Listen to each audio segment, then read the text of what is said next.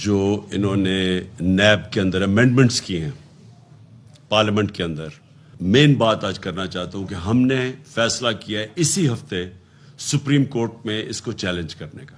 میں نے پاکستان کے اندر یہ انصاف کی تحریک چلائی تھی، تو 26 سال پہلے میں نے قوم کو ایک چیز بتائی تھی کہ جس قوم کے اندر کرپشن ہو وہ ترقی نہیں کر سکتی۔ جو کرپشن ہے یہ ہے کیا؟ جس قوم کے اندر انصاف نہ ہو، یعنی کہ قانون کی حکمرانی نہ ہو، وہ کرپشن اس کے سمٹمز ہوتے ہیں۔ یعنی اگر مجھے کینسر ہوئی ہے تو جو پھوڑا نکلتا ہے وہ کینسر کا سمٹم ہے۔ تو جو کرپشن ہے وہ جب انصاف نہیں ہوتا معاشرے میں تو یہ اس کی پھر ایک بیماری نظر آتی ہے۔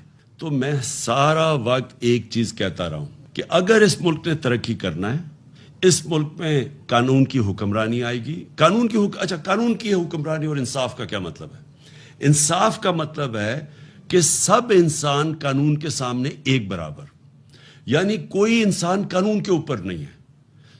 اور قانون کا مطلب یہ جو وہ بھی میں واضح کر دوں کہ ہمارے نبی صلی اللہ علیہ وسلم نے تقریباً 1500 سال پہلے آج سے جو بات کہی تھی، وہ بار بار میں اپنی قوم کو بتانا چاہتا ہوں کہ تمہارے سے پہلے بڑی قومیں تباہ ہوئیں جدھر طاقتور کے لیے ایک قانون، اور اس کو آپ اگر وہ جرم کرے، اگر چوری کرے تو اس کو سزا نہ دو، اور جو چھوٹا کمزور چور ہو اسی کو جیلوں میں ڈالو۔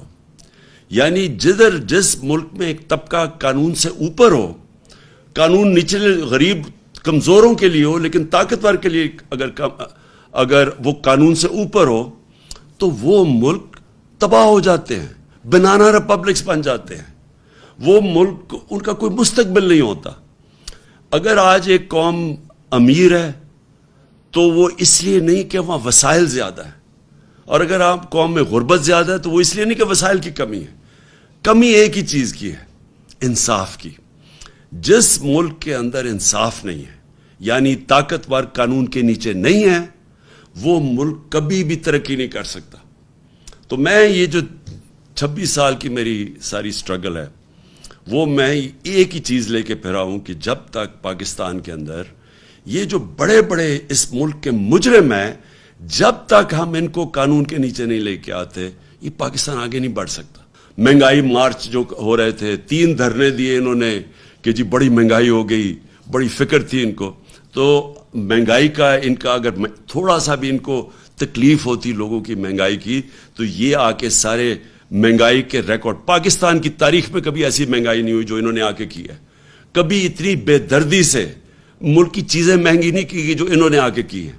تو ان کو مہنگائی کا تو ایشو ہی نہیں تھا، نہ ان کو کوئی ایشو تھا اہلیت کا، کیونکہ اگر اہلیت کا ایشو ہوتا تو آج انہوں نے ہماری جو ساری معیشت ہے وہ تو ایسا تباہی کی طرف جا رہی ہے، جو روپیہ گرتا جا رہا ہے دن، جو ریزروز کم ہوتے جا رہے ہیں، جو سارا اس وقت اب نظر آ رہا ہے کہ پاکستان کو اگر یہ زیادہ دیر رہے تو سری لنکا کی طرف پاکستان جا رہا ہے۔ سری لنکا کے اندر آج تیل ہی نہیں ہے، ان کی گاڑیاں کھڑی ہوئی ہیں، ان کے ملک کے پاس فورن ایکسچینج ختم ہو گیا ہے۔ آج ہمارے بھی ڈالرز جس طرح روپیہ گر رہا ہے، آج مارکیٹ میں ڈالر نہیں مل رہا ہے۔ تو یہ تو اگر زیادہ دیر ہے، ان کی اہلیت ایسی ہے کہ یہ تو ہم تباہی کی طرف جا رہے ہیں۔ تو نہ ان کی کوئی مسئلہ تھا اہلیت کا، نہ ان کا مسئلہ تھا مہنگائی کا، ان کا صرف ایک مسئلہ تھا، اور وہ کس طرح پہلے چوری کر کے ملک کو نقصان پہنچاؤ، اور دوسرا چوری کو بچاؤ کیسے۔ اور اپنی چوری بچانے کے لیے انہوں نے یہ جو آج کیا ہے، یہ اگر یہی رہا، اس کا مطلب یہ لائسنس ہے چوری کو۔ انہوں نے اپنے آپ کو لائسنس دے دیا کہ پہلے 2 دفعہ پیسہ کھا کے اب تیسری دفعہ اب اور پھر سے پیسہ بنانا شروع کرو۔ ہم پھر سے، میں آپ کو کہوں، سپریم کورٹ میں ہم جا رہے ہیں۔ میں ان کے خلاف پوری جدوجہد کروں گا، جتنا بھی میں اپنی عوام کو تکڑا کروں۔ میں انشاءاللہ آپ کو ایک اور بھی کال دینے لگا ہوں، اور ہم دکھائیں گے کہ پبلک آج کدھر کھڑی ہے۔